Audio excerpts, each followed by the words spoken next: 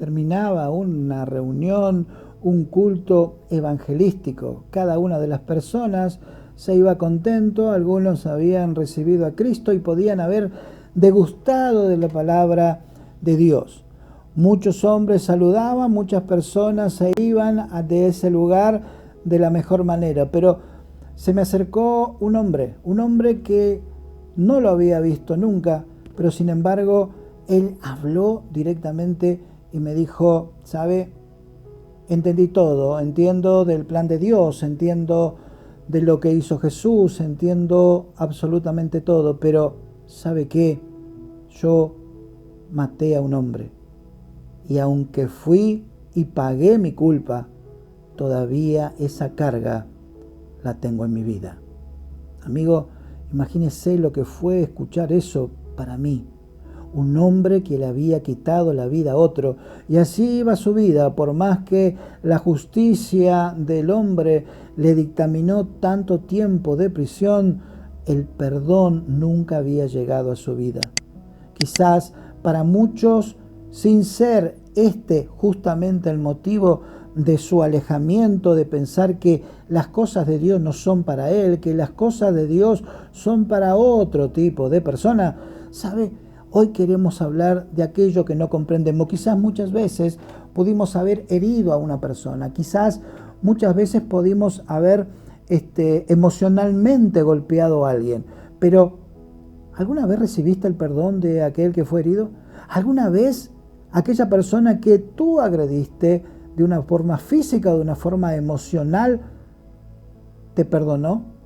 ¿Qué se siente con eso? Sin merecerlo, porque la verdad es que hiciste algo que no correspondía. Esa satisfacción y esa libertad de saber que alguien te perdona, muchas veces no lo entendemos. Muchas veces para nosotros es muy difícil comprenderlo. Pero sin embargo, Dios actúa de esa manera. No es para otro, es para nosotros. El perdón de Dios, por más dura y difícil que parezca aquello que cometiste, está pendiente para Dios, está presente para Dios, está ante un pedido de perdón dispuesto a ser limpiado. No lo entendemos, no lo comprendemos, quizás es para otros. Quiero decirte algunos ejemplos que dice la Biblia. ¿Sabe? Todos recordamos a David, un hombre, un compositor, un músico, un pastor. Lo designa la Biblia con un montón de atributos, pero quizás empezó a hacerse notorio para los demás el día que en plena batalla, en plena guerra, alguien vio como un muchacho que traía comida para sus hermanos, empezó a oír que el paladín filisteo estaba diciendo cosas terribles del Dios de Israel. Todos amedrentados, todo el ejército de Israel decía: pero este hombre que mide casi 3 metros, quizás me lo imagino enorme, que tenía un escudero, que llevaba su escudo que pesaba mucho, cuando agarre a cualquiera de los guerreros de Israel, quizás tenga poca oportunidad de vida. Pero dice que este paladín salía cada día diciendo que desafiaba a un hombre elegido del pueblo de Israel, del ejército de Israel, para que batalle. El que venciera será súbdito o será el que pierda absolutamente todo. Allí estaba, nadie quería salir, todos tenían miedo. Y ese muchacho, ese David, escuchó lo que le dijo y verdaderamente se ofuscó, verdaderamente se enojó mucho y dijo: ¿quién es este filisteo incircunciso para poder desafiar al Dios de los ejércitos? Y pidió ir a batallar a él. Y allí todos los guerreros, todos del ejército, empezaron a ver cómo ese muchacho iba hacia aquel gigante. La historia usted la conoce, es muy conocida. Una piedra con esa onda de David golpeó en la frente del gigante Goliat. Cayendo con la espada del gigante, David le daba muerte.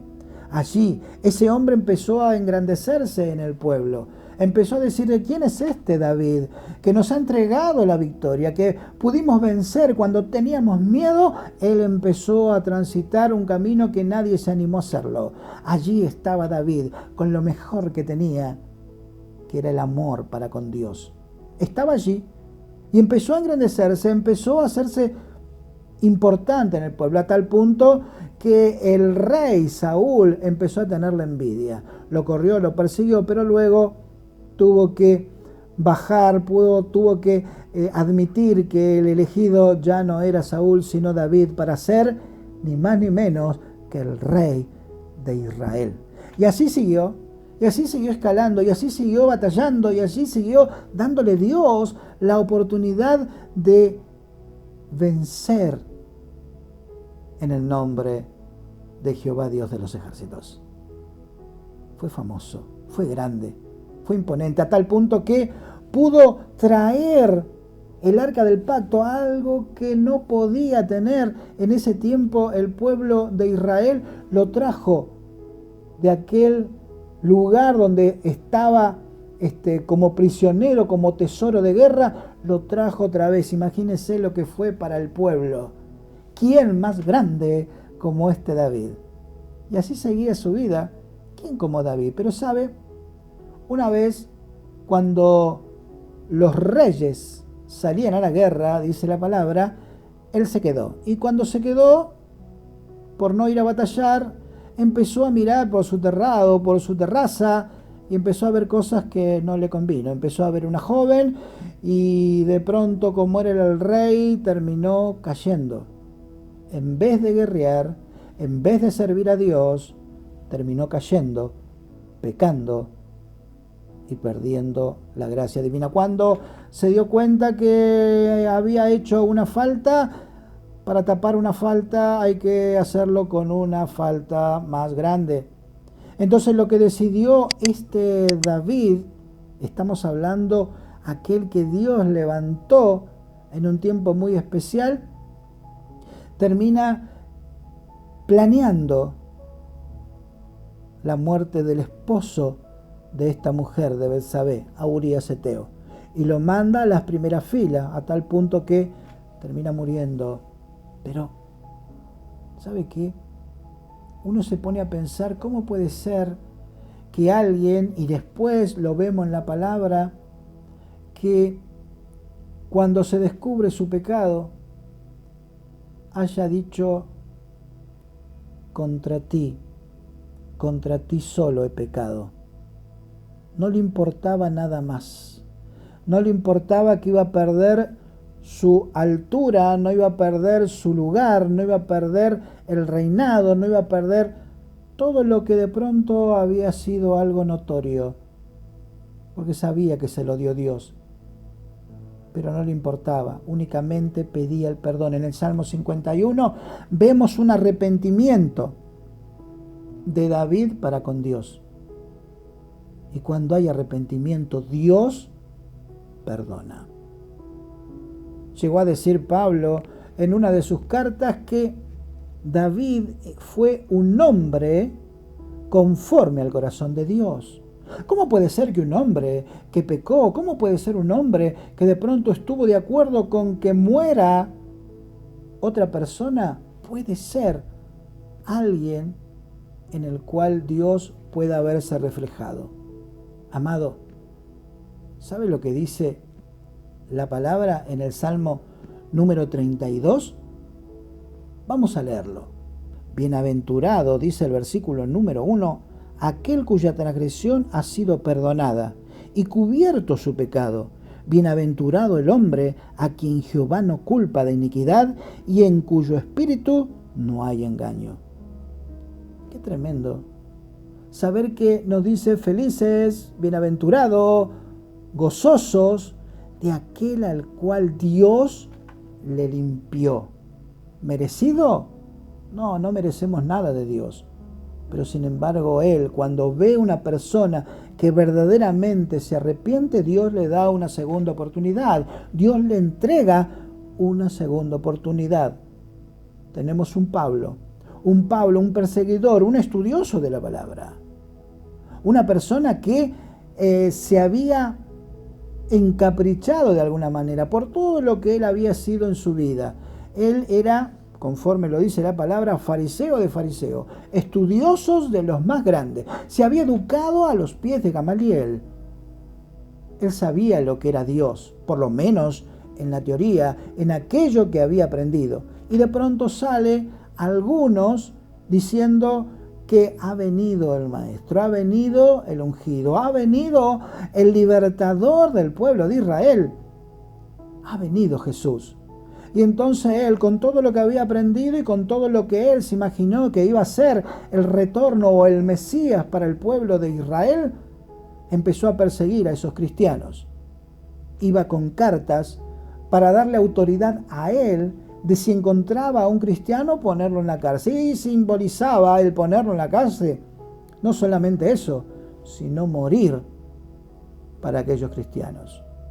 En un momento determinado, el primer mártir de la iglesia cristiana, de Esteban, dice la palabra que pusieron las ropas a los pies de este Saulo.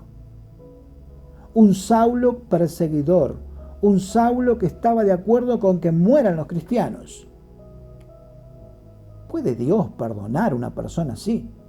¿Puede Dios, que ya envió a su Hijo a morir por cada uno de nosotros, perdonar a aquel hombre que estaba persiguiendo, ni más ni menos que a los que seguían las pisadas del Maestro?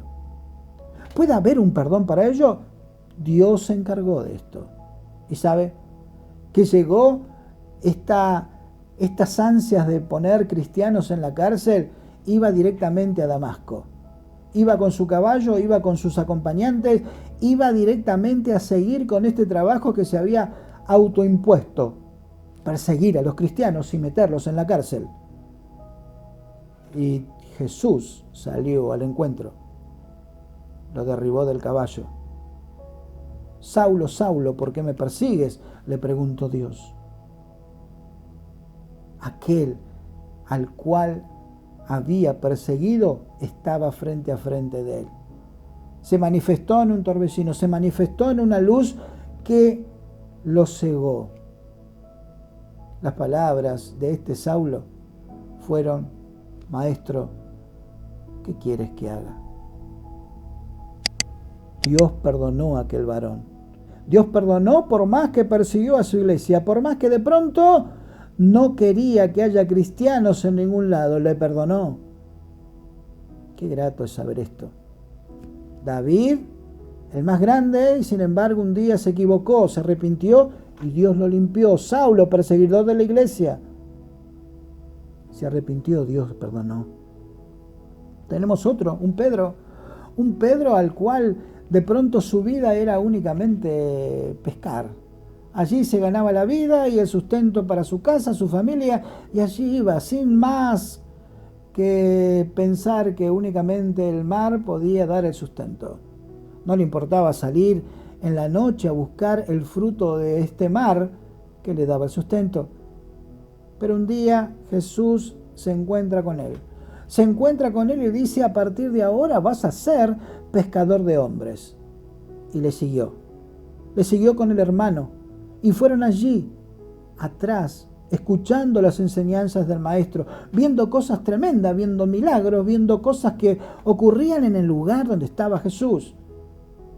Fue uno de los pocos testigos de resurrección de personas. Fue uno de los pocos testigos de, en una tormenta gigante, ver a Jesús caminando en el agua y pedirle a él poder caminar en el agua en dirección a Jesús. Cuántas cosas maravillosas vio Pedro, cuántas cosas Pedro observó y dijo: verdaderamente es el Hijo de Dios, verdaderamente este es el que viene a liberarnos. Un día Jesús le dice que tenía que ir a Jerusalén y morir allí. Quiso detenerlo. Y al ver que no podía convencer a Jesús de lo que tenía que hacer, le dijo: bueno, si tienes que ir, yo también voy a ir, y si tengo que morir, también voy a morir. Era para aplaudir a este Pedro. Pedro diciendo que estaba de acuerdo con que si decidía irse, él también iba. Iba a poner su vida también en riesgo para que a Jesús no le pasara nada. Y si le tocaba morir, lo iba a hacer. Daba para aplaudirlo. Pero ¿sabe? A los poquitos días, Jesús crucificado. Su gente esparcida. Pedro se fue de lejos. Y donde lo encontraron, le dijeron, ¿eres tú el que estuvo con Jesús? Y le dijo, no lo conozco. 3 veces lo negó. ¿Cómo puede un hombre haber visto tantas cosas maravillosas de parte de Jesús? Y cuando le preguntaron si pertenecía a él, les dijeron, no lo conozco, no sé quién es. Amigo, ¿puede haber perdón para él? Una vez resucitado, Jesús se encuentra con Pedro. Otra vez había ido a pescar, otra vez volviendo a su rutina, pero sin embargo fue y habló con él. Y preguntándole si le amaba por 3 veces, empezó a darle una comisión nueva. Le perdonó. Yo no sé si con algunos de los personajes que hablamos, con algunos de los hombres que sirvieron a Dios y que cayeron en un determinado momento, se siente reflejado. Un David que lo llevó muy alto, pero sin embargo, por descuidarse cayó y pecó. Se arrepintió y recibió el perdón.